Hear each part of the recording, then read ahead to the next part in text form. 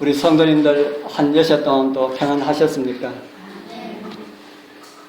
오늘 또 말씀을 사모하는 심령으로 주님의 성전을 찾으신 우리 모든 성도님들에게 하나님의 성령으로 인한 깨달음과 깨달음으로 인한 감동의 은혜가 함께하기를 축복합니다. 오늘은 구약 속의 예수 27번째 시간으로 대장군 여호수아라는 제목으로 여호수아를 통해 나타난 예수님의 모습을 조명해보면서 함께 은혜를 나누고자 합니다. 여호수아와 관련된 기록을 보면은 이런 말씀이 있습니다. 민수기 13장 16절에 보면은 이는 모세가 땅을 탐지하러 보낸 자들의 이름이라. 모세가 눈의 아들 호시아를 어떻게 불렀다 그럽니까? 여호수아라 칭하였더라. 여호수아의 원래의 이름은 무엇이었다는 겁니까? 호세아. 호세아가 여호수아의 원래의 이름이었다. 그래서 호세아라는 사람의 이름을 모세가 여호수아로 개명을 한 것이다 하는 겁니다. 호세아는 우리말로 직역을 하면은 호세아라는 말의 뜻은 구원이라는 뜻입니다. 호세아는 구원이라는 말과 같은 그런 말이다 한 겁니다. 거기에서 이 호세아라는 이름에서 여호와라는 이름이 합하여져서 만들어진 이름이 여호수아입니다. 그렇기 때문에 여호수아라는 이름의 의미는 여호와는 구원이시다라는 이런 의미를 가지고 있습니다. 여호와는 구원이시다라는 말 어디서 많이 들어본 그런 말 같다는 생각이 들지 않습니까? 여호와는 구원이시다. 어디서 많이 들어보셨습니까?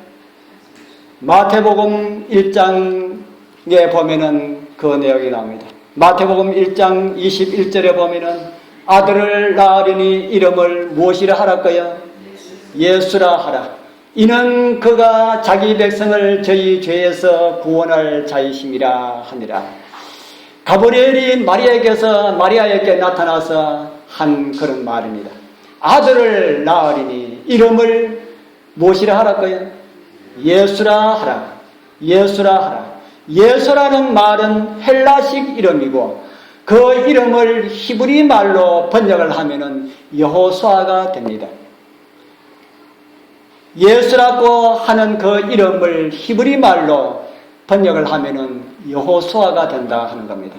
그래서 예수라는 이름은 헬라식 이름이고 그 이름을 히브리식 이름으로 불려지면은 여호수아라고 불려진다 하는 겁니다. 바로 여호와의 구원을 이루시는 분이 예수시다 하는 것입니다. 우리는 이제 예수 그리스도의 구원을 구약의 예수를 통하여서 확인을 해보려 합니다. 그리고 우리의 구원자 여호수아 또 다른 예수 그리스도께서 우리를 어떻게 하늘까지 인도하여 들어가게 하실지를 함께 보고자 합니다. 오늘 말씀을 통하여서 다시 한 번 더 구원자 예수 그리스도의 구원하심을 온전히 확인하고 죄에서뿐 아니라 나의 모든 삶에서조차 구원하시기에 능하신 하나님을 확인하고 온전한 믿음으로 승리로 나아갈 수 있는 하나님의 은총이 우리 모두와 함께하기를 축복합니다. 이제 첫 번째 드릴 말씀은 그는 우리 앞장서서 싸우는 대장군이다라는 이런 제목입니다. 모세가 여호수아에게 전쟁을 나가라고 지시하는 말씀에 출애굽기에 이런 말씀이 기록되어 있습니다. 출애굽기 17장 9절 이제 같이 읽어보겠습니다. 모세가 여호수아에게 이르되 우리를 위하여 사람들을 택하여 나가서 아말렉과 싸우라. 내일 내가 하나님의 지팡이를 손에 들고 산꼭대기에 서리라. 이제 하나님의 명령으로 아말렉을 치라는 이런 명령을 받은 모세는 여호수아에게 명령합니다.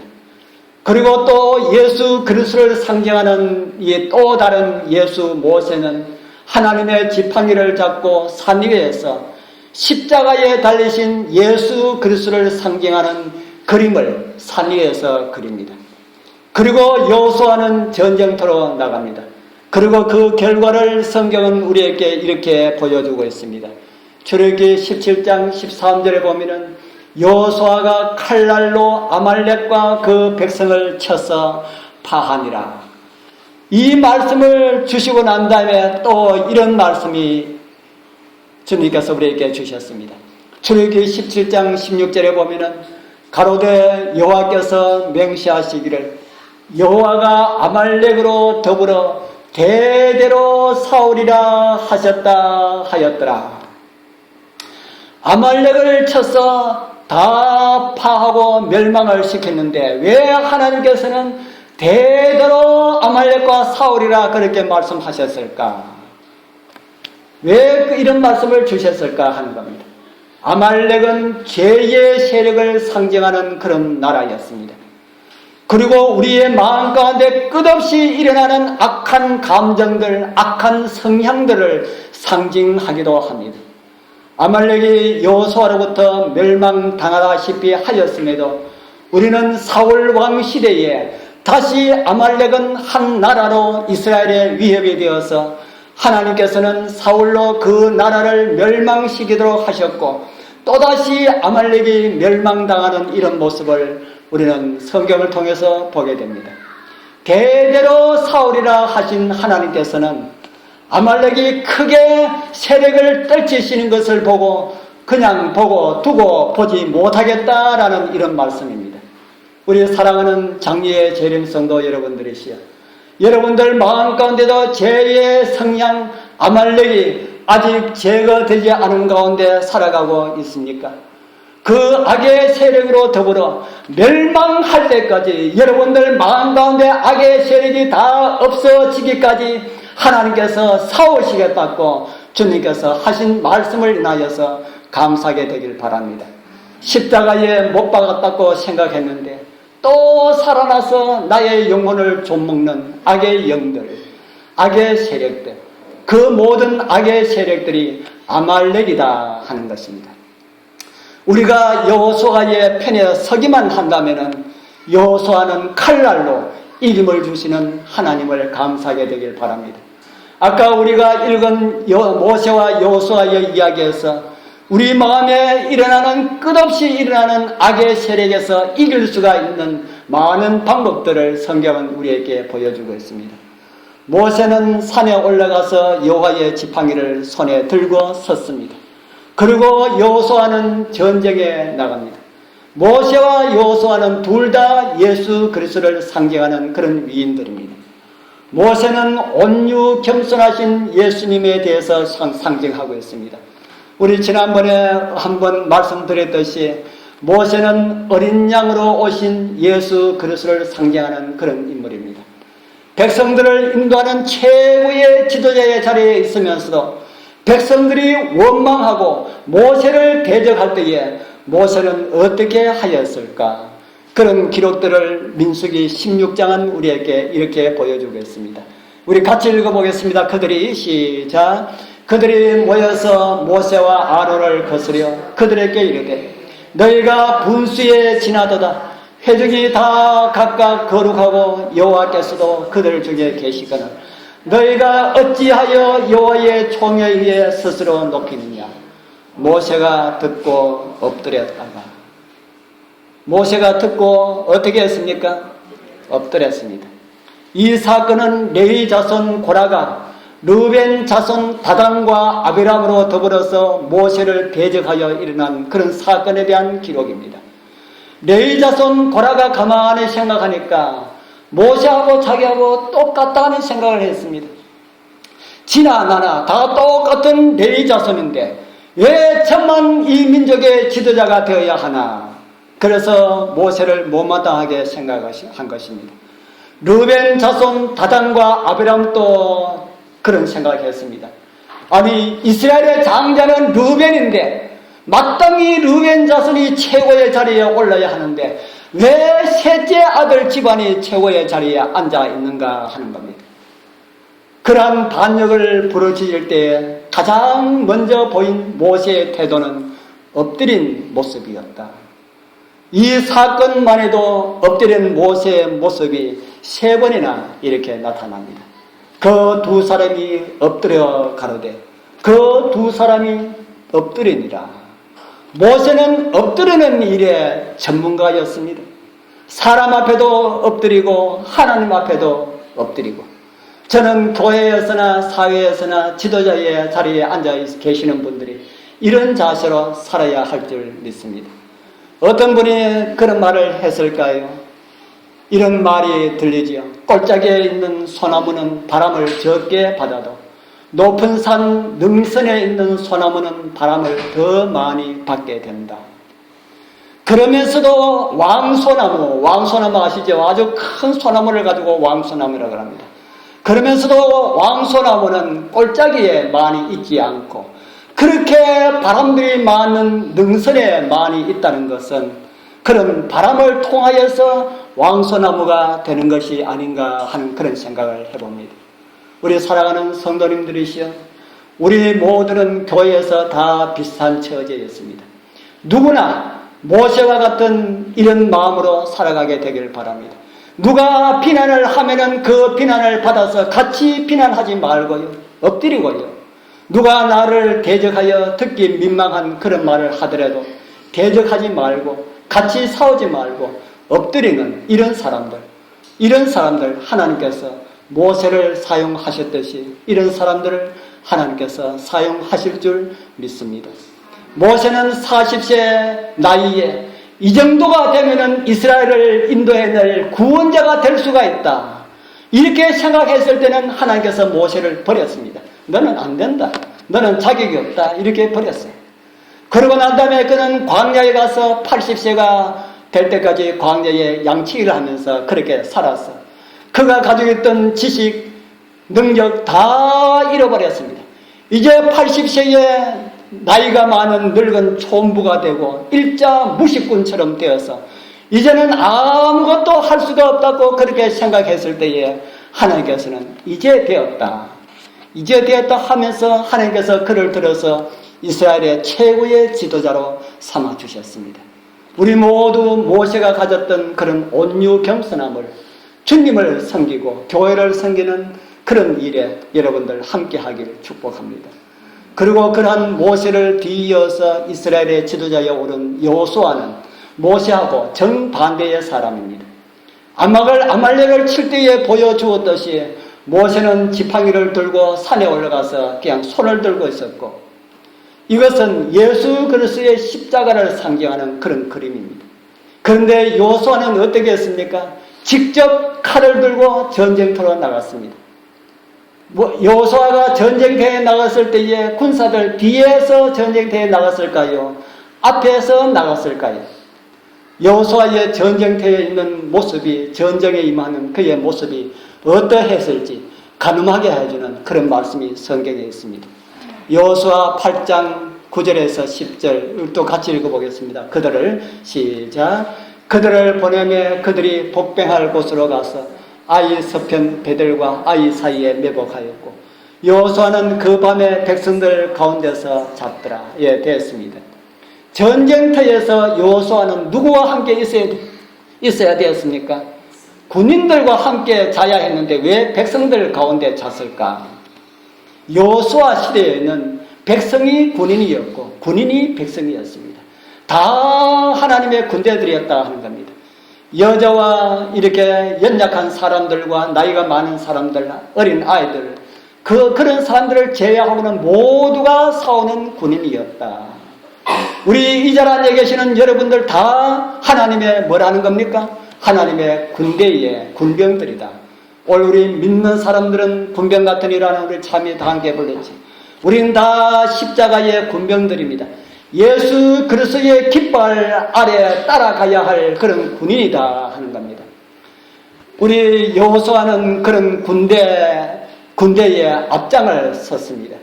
그런 사람들, 그런 다른 군대들이 볼 때에는 오합지졸 같은데, 일반 백성들 같은데, 이런 군인들을 가지고 여호수아는 전쟁마다 이겼습니다. 아이 성의 한 번의 실패를 제외하고는 모든 전쟁을 다 승리로 이끌었다. 아이 성도 죄 때문에 그랬음을 드러나서 죄 문제를 해결하고 난 다음에 승리하였지. 이러한 여호수아의 칼날에서 우리는 어떤 교훈을 받을 수가 있을까? 우리는 다 영적 전투에 있어서 싸워야 할 십자가의 군병이다 하는 사실을 잊어버리지 말기를 바랍니다. 남자 여자가 따로 없고요, 나이가 많고 적음도 따로 없습니다. 많이 배우고 적게 배우고도 따지지 않습니다. 교회의 직분도 아무런 문제가 없습니다. 우리는 다 대장 되시는 예수님 아래 똑같은 십자가의 군병이다. 그리고 우리 가운데는 누가 함께 합니까? 백성들 가운데 함께 잤던 여호수아처럼 예수님께서 오늘 우리 중에 함께 하실 것이다. 오늘 오후에 식사하고 난 다음에 전도지 분국 가는데 우리 많은 분들이 다 참여하게 되었으면 좋겠다는 생각이 듭니다. 우리의 전쟁의 결과는 어떻게 날까? 하나님의 지팡이를 잡고 선 모세처럼 갈보리의 십자가는 영원한 세상에 세워질 때까지 사단의 머리를 쳐서 멸하였다는 영원한 증거가 될 것입니다. 그리고 대장군 예수 그리스도께서는 언제나 우리와 함께 하실 그런 분이십니다. 마태복음 28장 20절에 보면은 이런 말씀이 있지요. 우리 같이 읽어보겠습니다. 내가 너에게 분부한 모든 것을 가르쳐 지키게 하라.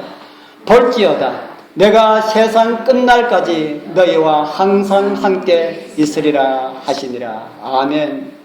우리 주님께서는 승천하시면서 우리에게 이런 약속을 주셨습니다. 무슨 약속입니까? 언제까지 뭐 하겠다고요? 함께 하시겠다. 세상 끝까지 함께 하시겠다고 하신 우리의 대장군 예수 그리스도께서는 핍박의 현장에서도, 고문대의 현장에서도, 화형장에서도, 우리 지난번 동영상 보셨지요? 사자밥이 되는 그런 가운데서도 주님께서는 함께 하셨습니다. 남이 알아주지 않는 걱정과 근심 가운데 계시는 분들과도 주님께서는 함께 하실 것입니다. 어떻게 하는 것이 바르게 사는 것인지 몰라서 방황하는 그런 자들과도 주님께서는 함께 하실 것입니다. 신앙생활은 어떻게 하는 것이 좋은 것인지 몰라서 안타까워하시는 여러분들과도 주님께서는 함께 하실 것입니다. 우리 사랑하는 성도님들이시여, 이 예수 그리스도 우리의 여호수아의 뒤를 따라서 우리도 매일매일 승리의 삶으로 우리 아버지 하나님께 영광 돌리시는 그런 은혜가 함께 하기를 축복합니다. 이제 두 번째 드릴 제목은 우리를 하늘 가나안까지 인도하여 들이실 분이라는 이런 제목입니다. 우리는 여호수아를 읽으면서 좀 특이한 그런 내용을 접하게 됩니다. 우리 여호수아 24장 32절에 있는 말씀입니다. 우리 같이 읽어보겠습니다. 이스라엘 시작. 이스라엘 자손이 애굽에서 이끌어낸 요셉의 뼈를 세겜에 장사하였으니 이곳은 야곱이 세겜의 아비 하몰의 아들 금 100개를 주고 산 땅이라. 그것이 요셉의 자손의 기업이 되었더라. 이 말씀은 무슨 말씀일까? 요셉이 임종 전에 이스라엘에게 유언을 했지요. 어떤 유언을 했습니까? 요셉이 또 이스라엘 자손에게 명시시켜 이르기를 하나님이 정녕 너희를 권고하시리니 너희는 여기서 무엇을 가지고 가라고 했습니까? 내 해골을 메고 올라가겠다고 하라. 이 말씀들은 너희들이 비록 이곳 애굽에 살지만은 이곳은 우리가 살 곳이 아니라는 이런 말씀입니다. 하나님께서 너희를 권고하시리니 때가 되면은 이곳을 떠나게 될 것이다. 그러면은 그때 나의 해골을 가지고 올라가겠다고 약속하라. 요셉은 가나안 땅을 그리워하면서 살다가 살아서는 그곳에 가지 못했지만 죽어서 나의 해골이라도 그곳에 가기를 원했던 그런 사람이었습니다. 그 지시를 따라서 이스라엘이 출애굽을 할 때에 모세는 요셉의 해골을 취하여서 가져가는 그런 모습을 성경은 기록을 하고 있습니다. 출애굽기 13장 19절에 보면은 모세가 요셉의 해골을 취하였으니 이는 요셉이 이스라엘 자손으로 단단히 명시하게 하여 이르기를 하나님이 필연 너희를 권고하시리니 너희는 나의 해골을 여기서 가지고 가라 하였습니다. 요셉의 해골을 모세가 어떤 식으로 가져갔는지는 성경에 나오지 않습니다. 관을 가져갔는지 아니면 짧은 오늘 우리 말하는 그런 육을 조그마한 상자를 가져가는지 우리는 알 수가 없지만 모세는 출애굽을 할 때에 이 요셉의 해골을 취하고 가져갔다고 성경은 기록을 하고 있습니다. 그리고 요셉의 해골은 이스라엘이 광야 여행하는 몇 년요? 40년 여행하는 동안 내내 이스라엘 백성들과 함께 하였습니다.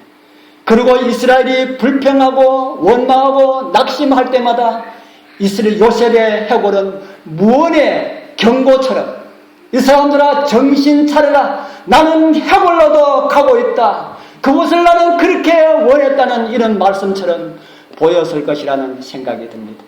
우리 사랑하는 성도님들이시여, 여러분들의 바른 신앙생활이 하나님을 믿지 않는 우리 가족들에게나 형제들에게 무언의 전도와 경고의 말씀이 될 것임을 잊지 말기를 바랍니다. 가족들에게 하나님을 믿고 살라고 하면서 자기는 세상 일에 골몰하고 걱정이 늘어졌으면 그들이 무슨 말을 하겠습니까? 너나 잘 믿어라. 너나 잘 믿어라. 이런 말을 더 하겠습니까? 요셉처럼 일생 믿음으로 살고 죽고 난 다음에도 그의 모습은 이스라엘을 권고하였던 요셉의 모습이 오늘 우리 모두의 모습이 되길 소망합니다. 우리의 살아가는 모습 하나하나가 가장 가까이에 있는 나의 아내와 남편과 자식들에게 정말 하늘나라는 있는 것이구나. 우리 아버지를 보니까, 나의 남편을 보니까, 나의 아내를 보니까, 우리 어머니를 보니까 그것이 사실임을 믿겠구나. 이런 말들이 우리 여러분들 가족에게서 들려지기를 소원합니다. 그렇게 출애굽을 하고 난 다음에 약 40년이 되었을 때에 이스라엘을 애굽에서 인도한 하나님의 손길에 직접적인 역할을 하였던 모세와 아론이 죽었습니다. 아론은 아들 엘르아살에게 제사장 직분을 위임하였고요. 그리고 모세는 여호수아에게 이스라엘을 이끌어 가나안에 들어갈 수 있는 지도자의 자리를 위임하였습니다. 그리고 여호수아는 이스라엘과 함께 요단강을 건너고 여리고 성을 무너뜨리고 드디어 그렇게 그리던 가나안 땅에 들어오게 됩니다. 우리 사랑하는 성도님들이시여, 여러분들도 여호수아와 함께 요단강을 건넜습니까? 이스라엘이 애굽에서 나와서 가나안에 가기 전에 2번 물에 들어가는 경험을 하게 됩니다. 하나는 애굽 변경에서 어디입니까? 홍해고요. 다른 하나는 가나안 변경에 있는 요단강입니다. 두 경험은 무엇에 대한 경험일까? 사도 바울은 홍해의 경험을 이렇게 소개하고 있습니다. 고린도전서 10장 1절 2절 같이 읽어보겠습니다. 형제들아, 시작. 형제들아, 너희가 알지 못하기를 내가 원치 아니하노니 우리 조상들이 다 구름 아래에 있고 바다 가운데로 지나며 다 구름과 바다에서 침례를 받고, 바다에서 이스라엘이 무엇을 받았다 합니까? 침례를 받았다. 홍해를 건너는 경험은 영적 이스라엘에게 어떤 경험으로 비유했습니까? 침례로 비유했다. 침례로 상징을 하였다 하는 겁니다. 이스라엘이 경험하는 이 광야는 무엇을 상징합니까? 광야는 무엇을 상징할까? 사도행전 7장 38절에 보면 빨간 글씨 무엇을 상징한다 그럽니까? 교회를 상징한다. 광야는 오늘날 교회를 상징한다. 침례는 다르게 말한다면 뭐하고 중간지대입니까? 침례는 뭐하고 중간지대입니까? 애국과 광야와 중간지대이다. 오늘날로 말하면 세상과 교회의 중간지대가 바로 침례라고 하는 것입니다. 홍해를 건너지 않은 사람은 애국 사람이고 건넌 사람은 교회 사람이다. 출애굽 때에 그 모습이 그랬다는 겁니다. 홍해 저쪽에 있는 사람은 애국 사람이고 홍해 건넌 저쪽에 있는 사람은 다 광야 교회의 사람이다. 우리 사랑하는 성도님들이시여, 우리 이 자리에서도 앉아 계시는 분들 가운데 침례 받지 아니하신 분들이 이제 있지요. 있어서 제가 잠깐만 이런 말씀이 나왔기 때문에 제가 잠깐만 말씀을 드립니다. 어떤 사람들은 침례받으라 그렇게 하면은 너무 망설입니다. 왜냐하면 내 자신 보니까 너무 연약하기 때문에. 왜냐하면 침례받고 죄를 지으면 더 큰 죄가 아닐까 하는 이런 생각을 가지고 있기 때문에 그렇다는 겁니다. 그런데 우리가 아는 한 가지는 침례를 받고 죄를 짓는 것이나 침례를 받지 않고 죄를 짓는 것이나 죄가 틀립니까? 다 똑같은 죄다 하는 겁니다. 어떤 분들은 침례받고 난 다음에 죄를 짓는 것은 더 큰 것이다 하는 분들이 있습니다.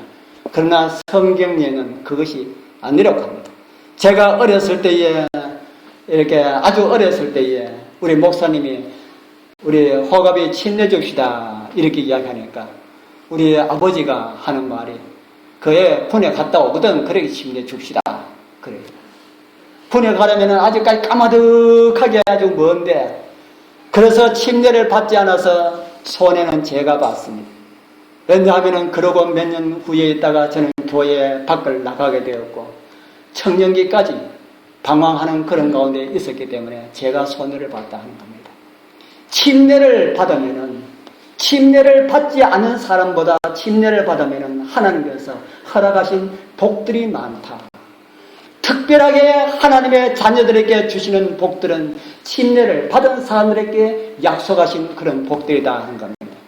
그것도 성령으로 죄와 싸워서 이길 수 있는 그런 은혜까지 더 주시겠다고 성경은 약속을 하고 있습니다. 그런데 애굽을 나올 때에 건넌 홍해는 침례를 상징했지만 가나안 입구에 건넌 그 요단강은 그런 무엇을 상징할까? 무엇을 상징할까요? 침례 일생 한 번만 받으면 되는데 홍해 건너고 또 요단강 건너고 하면 침례 2번 받으라는 말이가 우리 물에 들어가는 그 침례는 또 다른 의미가 있습니다. 침례는 물에 들어가는 침례도 있지만 성경에 보면 성령의 침례도 상징하고 있습니다. 교회 초기에 임하였던 성령의 침례는 이런 비였습니다. 우리가 마음 가운데 감동을 받고 나 침례 받겠습니다. 아직까지 잘 아는 것은 없지만 모르는 것이 많이 있지만 앞으로 어떻게 될지 모르지만 그래도 나는 침례 받겠습니다 라고 하는 그 감동은 이런 비의 감동입니다. 우리는 다 예수 믿을 때에 우리의 마음을 감동케 하는 이런 비의 성령을 다 받았습니다. 그리고 우리는 침례를 다 받았습니다. 하늘에 들어가기 바로 직전에도 받게 될 성령의 약속이 있다 하는 겁니다. 그것이 여러분들도 다 잘 아시다시피 늦은 비의 성령입니다. 애굽에 있는 사람인지 교회에 있는 사람인지 판단하는 표시가 침례인 것처럼 마지막 때에 주님 오시기 바로 직전에 늦은 비는 하늘 사람인지 멸망받을 사람인지를 구분하는 표시가 될 것이다. 그럼 우리는 하늘 가자면은 무엇을 받아야 하겠습니까? 가나안 땅에 들어가려면 요단강을 건너야 하는 것처럼 영원한 하늘나라에 들어가기 위해서는 우리는 꼭 늦은 비를 받아야 한다. 그러면 늦은 비 받지 않는 사람은 하늘나라에 가지 못할까? 예. 늦은 비를 받지 못한 사람은 마지막 때에 살아있을 사람들은 늦은 비를 받지 못하면 하늘나라에 들어갈 수가 없습니다. 성경은 그렇게 말을 하고 있습니다. 늦은 비를 받기 위해서 우리는 하나님께 늦은 비를 구하라. 그렇게 성경 말씀을 우리에게 해주고 있습니다. 그리고 예수님과 함께 요단강을 건너 영원한 하늘에 함께 참여할 수 있는 우리 모두가 되기를 소원합니다. 그리고 우리는 성경을 통해서 또 이런 말씀을 보게 됩니다. 여호수아 21장에 있는 말씀입니다. 좀 길지만은 우리 같이 한번 읽어보겠습니다. 여호와께서 시작. 여호와께서 이스라엘의 열조에게 명시하사 주마하신 온 땅을 이와 같이 이스라엘에게 다 주셨으므로 그들이 그것을 얻어 거기 거하였으며 여호와께서 그들의 사방에 안식을 주셨으되 그 열조에게 명시하신 대로 하셨으므로 그 모든 대적이 그들을 당한 자가 하나도 없었으니 이는 여호와께서 그들의 모든 대적을 그들의 손에 붙이셨습니다. 여호와께서 이스라엘 족속에게 말씀하신 선한 일이 하나도 남음이 없이 다 응하였더라. 아멘. 우리 성경이 여러분들에게 말씀하신 내용이 하나도 남음이 없이 다 응하였더라라는 이런 은혜가 우리 여러분들과 함께 이루어지기를 소망합니다. 여호와께서 이스라엘에게 명시하사 주마하신 온 땅을 다 뭐 했다 그럽니까? 다 주셨다. 하나님께서 이스라엘에게 약속하신 모든 땅을 다 주신 것처럼 하나님께서 저와 여러분들에게 약속하신 하늘나라도 꼭 우리 하나님께서 주실 것입니다. 이스라엘에게 가나안을 주시겠다고 약속하신 것은 영적 이스라엘에게 하늘 가나안을 주시겠다는 약속하고 같은 것이다 하는 겁니다. 이스라엘에게 가나안을 주신 하나님께서는 영적 이스라엘에게 하늘 가나안을 주실 것을 우리 여러분들 믿습니까? 아멘. 할렐루야. 여호수아는 예수 그리스도의 그림자에 불과한 사람입니다. 그림자가 더 확실할까요? 실제 인물이 더 확실할까요? 실제 인물이 더 확실하겠지요. 그렇다면 여호수아를 통해서 가나안을 주신 것은 예수 그리스도를 통해서 우리를 하늘 가나안으로 인도하실 수 있는 능력이 있다는 그런 증거가 된다 하는 겁니다. 신문에 보니까 순직한 소방관들보다 우울증으로 사망한 사람들이 더 많다는 보도가 있다는 그런 이야기를 들었습니다. 작가 활동을 하고 있었던 아더 골든이라고 하는 사람은 미국의 이 종교 및 정신의학 재단의 공동 창설자이고 의사인 브렌턴 박사와 인터뷰를 하기 위해서 뉴욕에 간 일이 있었다 합니다. 이 골든 씨는 박사를 만나기로 한 레스토랑에서 그를 기다리면서 자신의 과거를 돌아보았다 합니다. 그런데 그 모습이 브렌턴 씨의 눈에는 근심하는 그런 것으로 비치었습니다. 그래서 브렌턴은 가까이 와서 아더 보고 하는 말이, 아더 무슨 일이 있어? 그렇게 하니까 아더는 이런 말을 했습니다. 나는 여기에 앉아서 만약에 내가 그때 그런 결정을 하지 않았다면, 그리고 만약에 내가 좀 일찍 그것을 포기하였더라면, 그리고 만약에 좀 더 재정적인 힘이 있었더라면 이렇게 생각을 했네. 이런 말을 하더랍니다.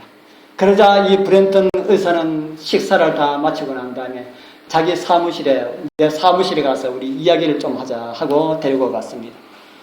그리고 사무실에 가서는 이 브렌턴 씨는 아들에게 녹음 테이프를 화면 주면서 내가 잠깐 밖에 나갔다 올 동안에 이것을 다 들어보게 하고 테이프를 하나 주고 나갔습니다. 그리고 1시간 정도 있다가 들어오면서 테이프를 들어봤느냐 하니까 들어봤다 그럽니다. 들어보고 무엇을 깨달았냐 하니까 모르겠다 그럽니다. 그래. 여기에 나오는 사람들은 다 내가 치료한 사람들이야. 내가 치료하는 사람들인데 그들에게서 어떤 공통점을 발견할 수가 있을 거야. 그러면서 브렌턴 씨는 계속해서 말을 합니다. 내가 말하기로 첫 번째 그룹에 속한 사람들은 우울증으로 병원에 가기 전의 사람들인데 그들 한 이야기를 요약하면은 그들의 말은 대부분이 만약만 늘어놓았다. 만약 내가 거기 있었더라면, 만약 내가 그때 그런 일을 하지 않았더라면, 만약 내가 나에게 돈이 조금 더 있었더라면, 만약 내가 그때 그걸 선택했더라면 왜 그걸 선택하지 않았을까? 그런 사람들이다. 이 말 때문에 그들은 정신병자가 되었다. 그렇게 하더랍니다. 우리 사랑하는 성도님들, 여러분들에게 혹시 이런 잘못이 있습니까? 뒤를 돌아보는 잘못. 얼마 전에 제 집사람이 딸한테 전화를 했답니다. 우리 애가 나이가 30이 넘어서 얼마나 공부를 좋아하는지, 공부하니까 그렇게 재밌다는 겁니다. 그래서 엄마가 딸한테 그 이야기를 들으니까 너무 마음이 아팠어요. 내가 일찍 너를 피아노를 가르치지 않냐고 공부를 시켰다면 얼마나 좋을까. 그렇게 하다가 우리 딸한테 한마디 들었습니다. 엄마, 지나간 거는 생각하지 마세요. 지나간 거는 다 잊어버리고 생각에서 지워버리세요 하더라는 겁니다. 딸이 엄마보다 많은 것 같아요. 우리 사랑하는 성도님들, 뒤에 머물러 있는 것은 우리로 하여금 우울증에 빠지게 하는, 정신병으로 가게 하는 그런 길이라고 의사는 그렇게 말을 하고 있습니다. 그러고 난 다음에 두 번째 회복 단계에 있는 사람들의 말은 이런 말이었다. 그들에게서 많이 발견되는 공통어는 다음에, 내일은 이렇게 할 거야. 다음에 이런 기회에는 내가 어떤 방법으로 해볼 거야. 내일과 다음이라는 희망의 말을 할 때에 그들은 회복되었다 하는 겁니다.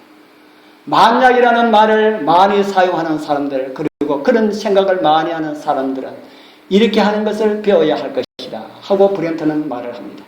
다음에는, 그리고 다음에는, 이 말은 소망과 새날과 치료와 그리고 건강을 의미합니다. 이렇게 브렌트는 아들에게 말을 해주었다고 합니다. 우리 사랑하는 성도님들, 우리 여러분들은 살아가면서 어떤 말을 많이 합니까? 우리도 불분명한 만약이라는 말을 그치게 되기를 소원합니다. 어두운 그늘을 던지는 말들이 우리의 입에서 사라지게 하자. 만약은 과거에 머물러 있는 사람이고 내일은 새로운 희망 중에 살아가는 그런 사람들입니다. 우리는 이 세상에서도 능력의 하나님이 우리의 인도자라는 최고의 소망이 있고 돈으로도 살 수 없는 영원한 영생의 나라가 예약되어 있는 그런 사람들입니다. 무엇이 부족합니까? 무엇이 아쉽습니까? 여호수아에 실제되시는 주님께서 이제 곧 속히 오실 것입니다. 그리고 우리는 그곳에 분명하게 참여하게 될 것입니다. 만약에 우리가 만약이라는 이런 과거 애굽에 머물러 있지 않고 구원을 포기하지 않는 한 우리는 주님 오시는 날 그 자리에 꼭 설 수가 있을 것이다 하는 겁니다. 내일, 이 다음에 언젠가 분명히 오시는 예수 그리스도의 재림의 소망, 나를 이 세상에서도 이기게 하시고 결국 하늘 가나안으로 인도하실 예수 그리스도만이 우리 모두의 소망이요 희망이 되길 바랍니다. 그리고 우리 주님 오시는 그 영광의 날에 멀지 않은 그날, 내일 우리 주님과 함께 그 영광의 나라, 행복의 나라에 다 참여할 수 있는 넉넉한 은총이 우리 여러분들과 함께 하기를 축복합니다. 기도드리겠습니다. 하늘에 계시는 거룩하신 우리 아버지 하나님, 우리가 헤쳐나가기 힘든 영적 전쟁을 이길 수 있도록 우리의 구원자 예수 그리스도로 인하여서 감사합니다. 여호수아가 이스라엘을 가나안에 인도한 것을 오늘날 우리는 확인하였습니다. 그처럼 우리의 대장 되시는 예수 그리스도께서 우리를 하늘 가나안으로 인도하시기에 넉넉하신 분이라는 사실을 저희를 믿습니다. 우리를 구원해 주시고 하늘까지 저희를 인도하여 주시옵소서. 우리는 믿음으로 주님만 따르게 하여 주옵소서. 예수님 이름으로 간절히 기도드리옵나이다. 아멘.